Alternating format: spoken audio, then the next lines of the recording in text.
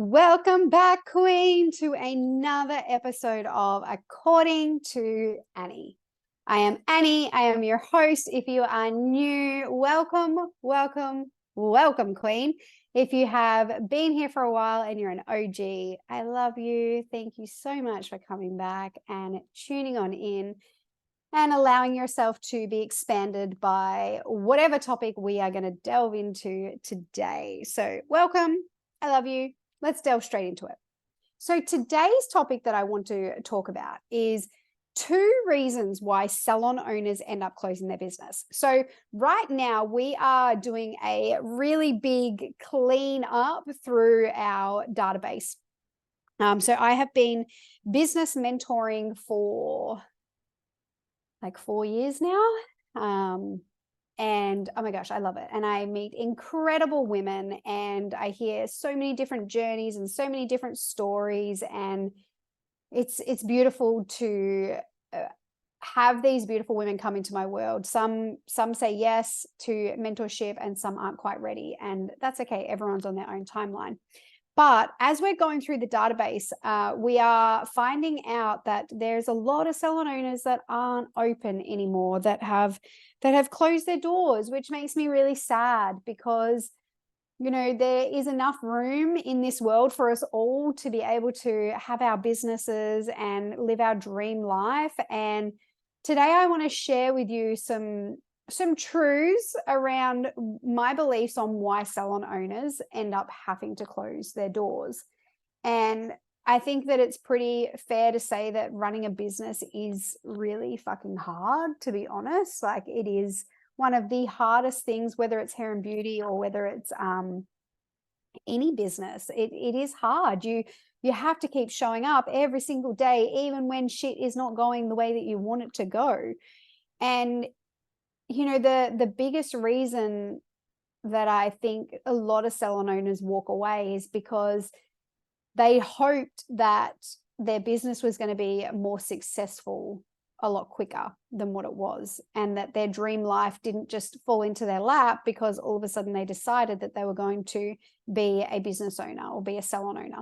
So if you're a salon owner, obviously, like, that's specifically what I'm talking to right now. But I really think that this conversation could go for anybody that has a business or is wanting to start a business. So even though I'm sitting here and I'm sharing from a salon owner point of view, like, if you don't own a salon and you are wanting to go into business, I think that these things still, the 2 things that I want to share with you today about why salon owners or why businesses don't last, I think could really be applied across the board.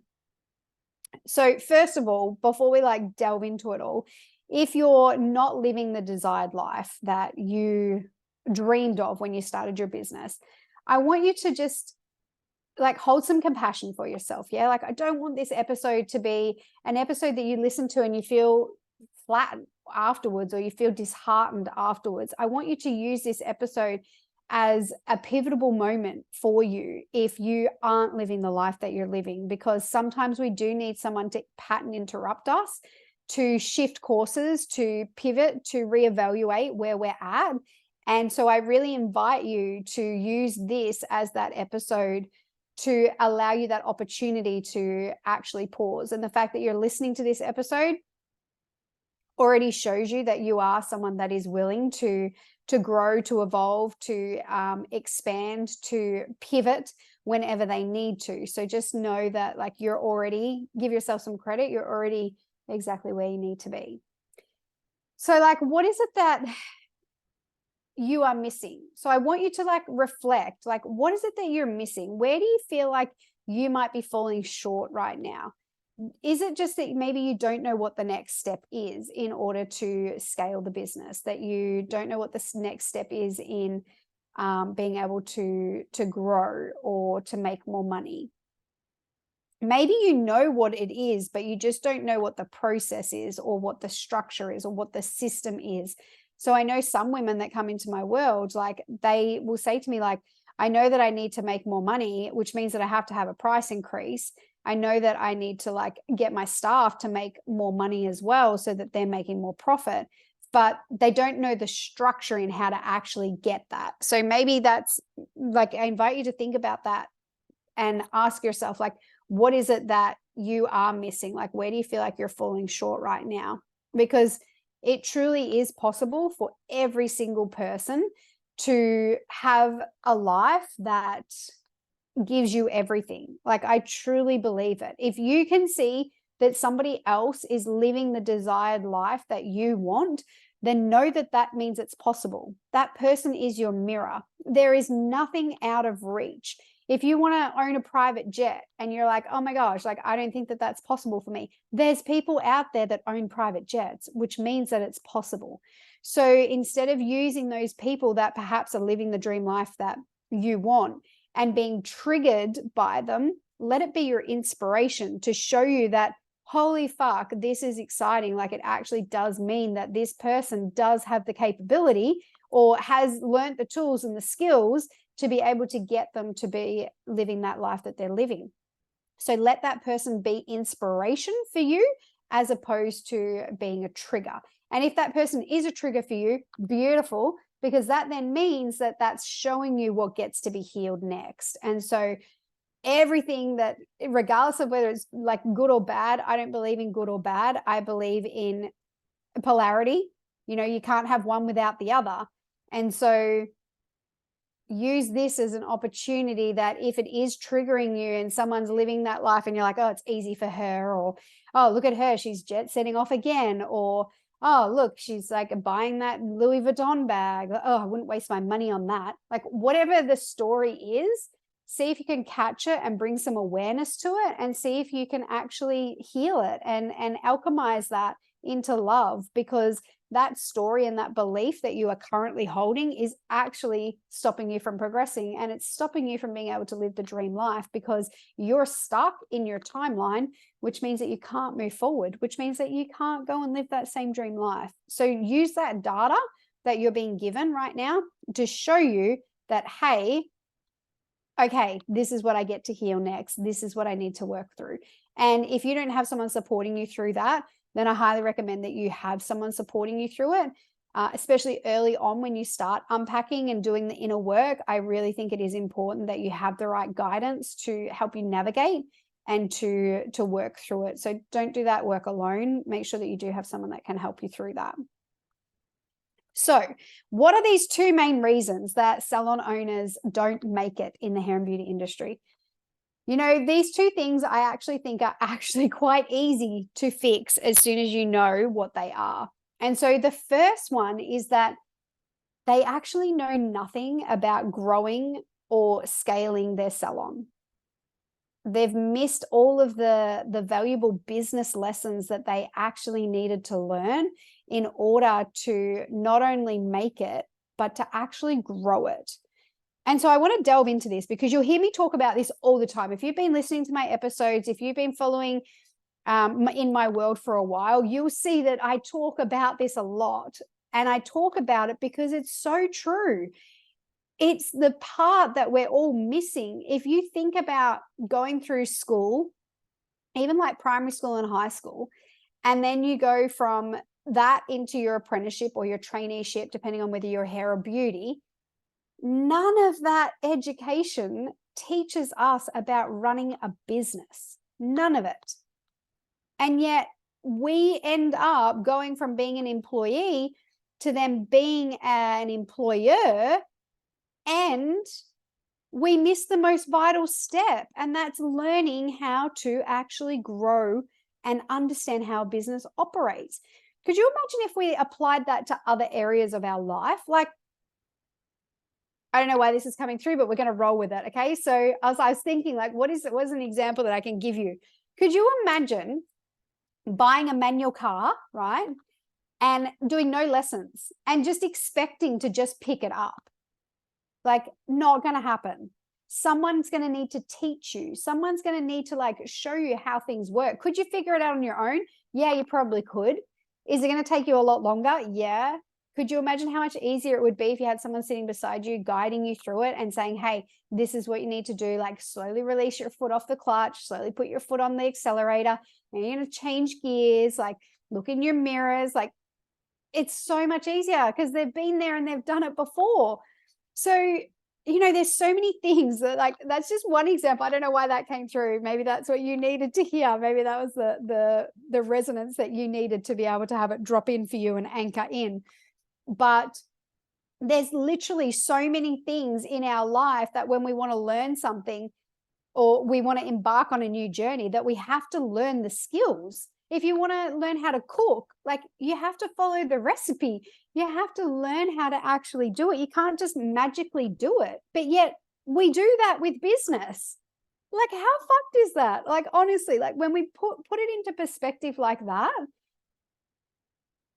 we literally put our livelihood at stake and choose not to learn anything about business. Like, let's just let that anchor in. That's pretty fucked. We choose to go out into the world to earn money without really knowing how to earn money. And we just hope that the knowledge that we've got is enough to get us by. Not ideal, is it? So this is literally every salon owner, because none of us have learnt these skills. And it's not until you've gone down the path of trying to do everything yourself first that then you're like, okay, maybe I don't know what I'm doing right now. And that's then when you usually need a bit of help. Most of the women that come into my world, mostly, it's rare that someone will come into my world prior to being in business for 12 months, because they kind of think that they know it all. They kind of want to trial everything themselves. They think that they know exactly what they're doing. And it's not until after that, maybe like anywhere between sort of 3 right through to like 15 years, I have women come into my world, that they then realize, you know what, maybe there is an easier way to do things, because I have literally exhausted all avenues and now I'm not really sure what to do. And I can't keep going this way. And so it's usually that rock bottom moment that is when you will choose to invest in learning something, from a business mentor, from a coach, from reading books, from courses, online courses, whatever that is. So that's the number one reason why salon owners don't make it, is because their business gets to a stage where it feels really hard and really, really hard. And instead of using that as a pivotal moment to go, hey, maybe I don't know what I'm doing right now, let's actually invest in someone and get some help, then they just walk away and they close their doors. So that's the number one reason that I believe so many salon owners don't make it, is because at their pivotal point, they have a choice to either choose to change it or to walk away. And that choice is really up to the salon owner at the end of the day. Mostly they walk away because they're so fucking exhausted and they don't have the strength to keep going. But there will be a little fire that will be lit inside of you that just needs to be nurtured and blown on a little bit. And then you watch that ember start to reignite again. So the second one is that they don't have the courage and the willingness to actually change their situation. Because getting out of our current situation is really fucking scary. It's become our story for so long. It's become what's familiar. And what's familiar is safe. And so this is going to probably go against your belief system, because people say to me, yeah, but if I don't like my life, then why wouldn't I change it? Because you're so fucking scared of changing it. You're so scared of, what if I actually earned all of the money that I desired? What if I actually had the life that I really wanted? That would mean that I wouldn't be able to be a victim in my story anymore. That would mean that people wouldn't feel sorry for me anymore. That would mean that people wouldn't be able to be like, oh gosh, it's so hard for you. Wow, like you do an amazing job. It would mean you wouldn't get the validation. And so when people talk about like the fear of failure, But I really think that it's so much deeper than that. I really believe it's the fear of success. Because when we've been in failure for so long, it becomes part of our identity. It becomes part of who we are. And to change that story takes real courage, because it means that you have to take responsibility for how you're showing up. It means that you have to take responsibility to choose to change your belief system, to be challenged by your current belief system. The women that come into my world are constantly being challenged. They will tell me something, they will share a belief with me, they will share a current situation that's happening in their life, and I will say to them, are you open to a different perspective on this? And they'll be like, yeah, okay. And so I share a different perspective. I challenge them. I challenge them to shift their thinking, because their thinking currently right now is not allowing them the growth that they actually need. It's keeping them safe. And it's not until you have someone that can zoom out and see it from a bigger perspective that can give you that advice, that can give you that help, that can help you see it from a different perspective. Guaranteed, as soon as I've had that conversation with the women that come into my world and I share that perspective, they're like, oh, that actually makes a lot of sense. I didn't look at it from that point of view. Yeah, you didn't look at it from that point of view because you've got the blinkers on and you're so stuck in your situation that you can't see another option, or you can't possibly think of a different perspective. And that's why mentorship is seriously so important. I can't emphasize it enough. I've literally spent probably close to 700,000 on personal development, probably even more, to be honest. Oh my gosh, 1 year I spent with 2 mentors, I spent 140,000 Australian dollars in mentorship in 1 year. And that was with business coach. And that was also at the same time with an entrepreneurial burnout coach. So helping entrepreneurs get out of burnout. And that was a 12-month commitment. And so was the business coach. So the business coach was 110,000 for the year. And then the burnout coach was 25,000 for the year. So you have to be willing to learn what you don't know. You have to be willing to go there. You have to have the courage to trust that you're going to do the work as well. Because, when I tell people that I've invested that much money in my personal development, they're like, whoa, seriously? Why so much money? And I'm like, because I trust that I'm going to do the work. I know that I'm someone that is going to do the work. I have the courage to go to the depths of my soul. I have the courage to go to my darkest traumas, my wounds that are buried deep in my soul, and uncover them and let go of them. And not many people have the courage to do that kind of work. Not many people have the courage to be able to have someone say, hey, your financial situation is really fucking shit right now. Not many people want to hear that. Yeah. And if you come into my world, I am going to give you tough love, because love is, yes, you're going to get some love, but the tough love is what's going to actually help you grow and expand. And that's so important for you to be able to live the dream life that you want to live. You have to be able to be willing to ask for the help as well. Yeah, coming into mentorship, or whether that's with me, whether that's with anybody else, you have to be willing to ask for the help. You have to be willing to take the risks. You have to be willing to implement new things that you've never done before. You have to be willing to learn how to be the student again. And that is something that I am very proud of myself and I honor myself on, is being willing every fucking year to be a student again.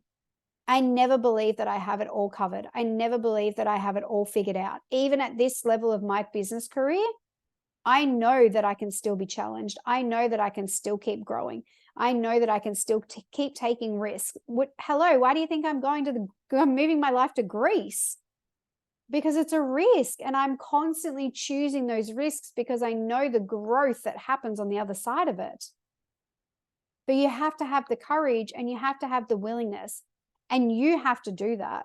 You can't have someone convince you. You can't have someone say, this is what you should do, and then you do it from them telling you should do it.